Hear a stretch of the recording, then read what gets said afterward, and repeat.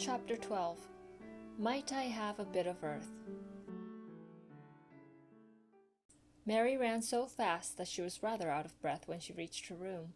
Her hair was ruffled on her forehead, and her cheeks were bright pink. Her dinner was waiting on the table, and Martha was waiting near it. "That's a bit late," she said. "Where has thou been?"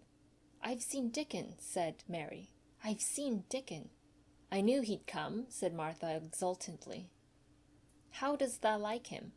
I think he's beautiful," said Mary in a determined voice. Martha looked rather taken aback, but she looked pleased too. "Well," she said, "he's the best lad as ever was born, but us never thought he was handsome. His nose turns up too much." "I like it to turn up," said Mary. "And his eyes is so round," said Martha, a trifle doubtful, "though they're a nice colour." "I like them round," said Mary, "and they are exactly the colour of the sky over the moor." Martha beamed with satisfaction. "Mother says he made 'em that colour with always looking up at the birds and the clouds. But he has got a big mouth, hasn't he now?" "I love his big mouth," said Mary obstinately. "I wish mine were just like it." Martha chuckled delightedly. "It looked rare and funny in thy bit of a face," she said, "but I knowed it would be that way when thou saw him. How did thou like the seeds and the garden tools?" "How did you know he brought them?" asked Mary. I never thought of him not bringing 'em. He'd be sure to bring 'em if they was in Yorkshire. He's such a trusty lad." Mary was afraid that she might begin to ask difficult questions, but she did not.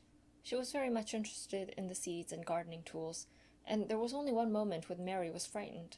This was when she began to ask where the flowers were to be planted. "Who did thou ask about it?" she inquired. "I haven't asked anybody yet," said Mary, hesitating. "Well, I wouldn't ask the head gardener. He's too grand, Mr. Roach is." "I've never seen him," said Mary. "I've only seen under gardeners and Ben Weatherstaff." "If I was you, I'd ask Ben Weatherstaff," advised Martha. "He's not half as bad as he looks for all he's so crabbed. Mr. Craven lets him do what he likes because he was here when Mrs. Craven was alive, and he used to make her laugh. She liked him. Perhaps he'd find you a corner somewhere out of the way." "If it was out of the way and no one wanted it, no one could mind my having it, could they?" Mary said anxiously. "There wouldn't be no reason," answered Martha. "You wouldn't do no harm." Mary ate her dinner as quickly as she could, and when she rose from the table she was going to run to her room to put on her hat again, but Martha stopped her. "I've got something to tell you," she said. "I thought I'd let you eat your dinner first. Mr. Craven came back this morning, and I think he wants to see you." Mary turned quite pale. "Oh," she said. Why? He didn't want to see me when I came. I heard Pitcher say he didn't." "Well," explained Martha, "Mrs. Medlock says it's because of Mother. She was talking to Thwaite Village and she met him. She'd never spoke to him before, but Mrs. Craven had been to our cottage 2 or 3 times. He'd forgot, but Mother hadn't, and she made bold to stop him. I don't know what she said to him about you, but she said something as put him in the mind to see you before he goes away again tomorrow." "Oh," cried Mary, "is he going away tomorrow? I am so glad. He's going away for a long time. He mayn't come back till autumn or winter. He's going to travel in foreign places. He's always doing it." "Oh, I'm so glad, said Mary thankfully. If he did not come back until winter or even autumn, there would be time to watch the secret garden come alive. Even if he found out then and took it away from her, she would have had that much at least. "When do you think he will want to see—" She did not finish the sentence because the door opened and Mrs. Medlock walked in. She had on her best black dress and cap, and her collar was fastened with a large brooch with a picture of a man's face on it. It was a colored photograph of Mr. Medlock, who had died years ago, and she always wore it when she was dressed up. She looked nervous and excited. "Your hair's rough," she said quickly. "Go and brush it. Martha, help her to slip on her best dress. Mr. Craven sent me to bring her to him in his study." All the pink left Mary's cheeks. Her heart began to thump, and she felt herself changing into a stiff, plain, silent child again. She did not even answer Mrs. Medlock, but turned and walked into her bedroom, followed by Martha. She said nothing while her dress was changed and her hair brushed, and after she was quite tidy, she followed Mrs. Medlock down the corridors in silence. What was there for her to say? She was obliged to go and see Mr. Craven, and he would not like her, and she would not like him. She knew what he would think of her. She was taken to a part of the house she had not been into before. At last Mrs. Medlock knocked at a door, and when someone said, "Come in," they entered the room together. A man was sitting in an armchair before the fire, and Mrs. Medlock spoke to him. "This is Miss Mary, sir," she said. "You can go and leave her here." "I will ring for you when I want you to take her away," said Mr. Craven. When she went out and closed the door, Mary could only stand waiting, a plain little thing, twisting her thin hands together. She could see that the man in the chair was not so much a hunchback as a man with high, rather crooked shoulders, and he had black hair streaked with white. He turned his head over his high shoulders and spoke to her. "Come here," he said. Mary went to him. He was not ugly. His face would have been handsome if it had not been so miserable. He looked as if the sight of her worried and fretted him, and as if he did not know what in the world to do with her. "Are you well?" he asked. "Yes," answered Mary. "Do they take good care of you?" "Yes." He rubbed his forehead fretfully as he looked her over. "You are very thin," he said. "I am getting fatter," Mary answered in what she knew was her stiffest way. What an unhappy face he had! His black eyes seemed as if they scarcely saw her, as if they were seeing something else, and he could hardly keep his thoughts upon her. "I forgot you," he said. "How could I remember you? I intended to send you a governess or a nurse or someone of that sort, but I forgot." "Please," began Mary. "Please," and then the lump in her throat choked her. "What do you want to say?" he inquired. I am too big for a nurse," said Mary, "and please don't make me have a governess yet." He rubbed his forehead again and stared at her. "That was what the Sowerby woman said," he muttered absent-mindedly. Then Mary gathered a scrap of courage. Is she Martha's mother?" she stammered. "Yes, I think so," he replied. "She knows about children," said Mary. "She has 12. She knows." He seemed to rouse himself. "What do you want to do?"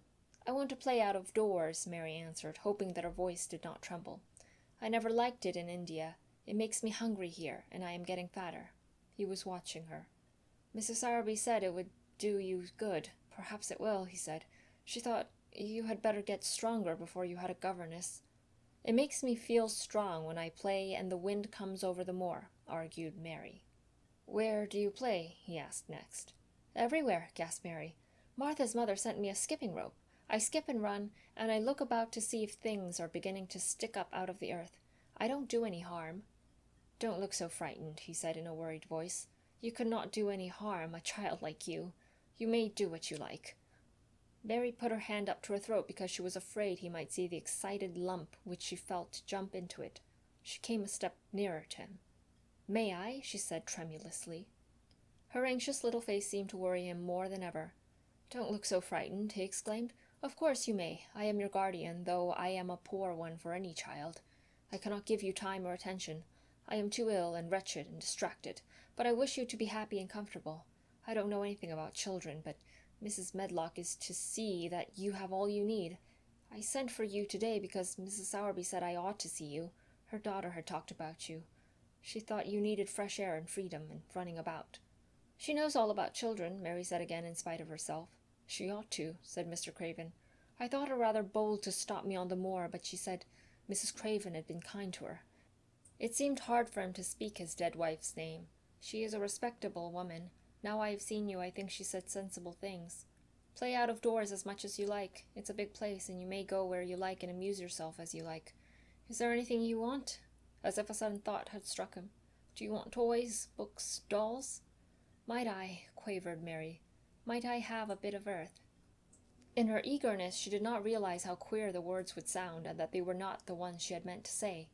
Mr. Craven looked quite startled. "Earth," he repeated. "What do you mean?" "To plant seeds in, to make things grow, to see them come alive," Mary faltered. He gazed at her a moment and then passed his hand quickly over his eyes. "Do you care about gardens so much?" he said slowly. "I didn't know about them in India," said Mary. "I was always ill and tired, and it was too hot. I sometimes made little beds in the sand and stuck flowers in them, but here it is different." Mr. Craven got up and began to walk slowly across the room. "A bit of earth," he said to himself, and Mary thought that somehow she must have reminded him of something. When he stopped and spoke to her, his dark eyes looked almost soft and kind. "You can have as much earth as you want," he said. You remind me of someone else who loved the earth and things that grow. When you see a bit of earth you want, with something like a smile, take it, child, and make it come alive. May I take it from anywhere, if it's not wanted? Anywhere, he answered. There, you must go now. I am tired. He touched the bell to call Mrs. Medlock. Goodbye. I shall be away all summer. Mrs. Medlock came so quickly that Mary thought she must have been waiting in the corridor. Mrs. Medlock, Mr. Craven said to her, now I have seen the child I understand what Mrs. Sowerby meant. She must be less delicate before she begins lessons. Give her simple, healthy food. Let her run wild in the garden. Don't look after her too much. She needs liberty and fresh air and romping about. Mrs. Sowerby is to come and see her now and then, and she may sometimes go to the cottage. Mrs. Medlock looked pleased. She was relieved to hear that she need not look after Mary too much. She had felt her a tiresome charge, and had indeed seen as little of her as she dared.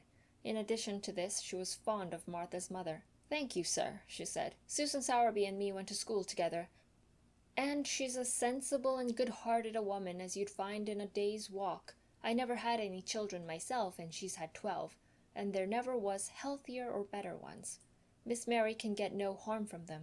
I'd always take Susan Sowerby's advice about children myself. She's what you might call healthy-minded, if you understand me. I understand, Mr. Craven answered. Take Miss Mary away now and send Pitcher to me. When Mrs. Medlock left her at the end of her own corridor, Mary flew back to her room. She found Martha waiting there. Martha had, in fact, hurried back after she had removed the dinner service. I can have my garden, cried Mary. I may have it where I like. I am not going to have a governess for a long time. Your mother is coming to see me, and I may go to your cottage. He says a little girl like me could not do any harm, and I may do what I like, anywhere. Eh, said Martha, delightedly. That was nice of him, wasn't it?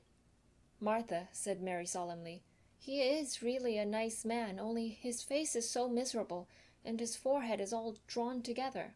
She ran as quickly as she could to the garden. She had been away so much longer than she had thought she should, and she knew Dickon would have to set out early on his 5-mile walk. When she slipped through the door under the ivy, she saw he was not working where she had left him. The gardening tools were laid together under a tree. She ran to them, looking all round the place, but there was no Dickon to be seen. He had gone away, and the secret garden was empty, except for the robin who had just flown across the wall and sat on a standard rose-bush watching her. He's gone, she said woefully. Oh, was he only a wood fairy?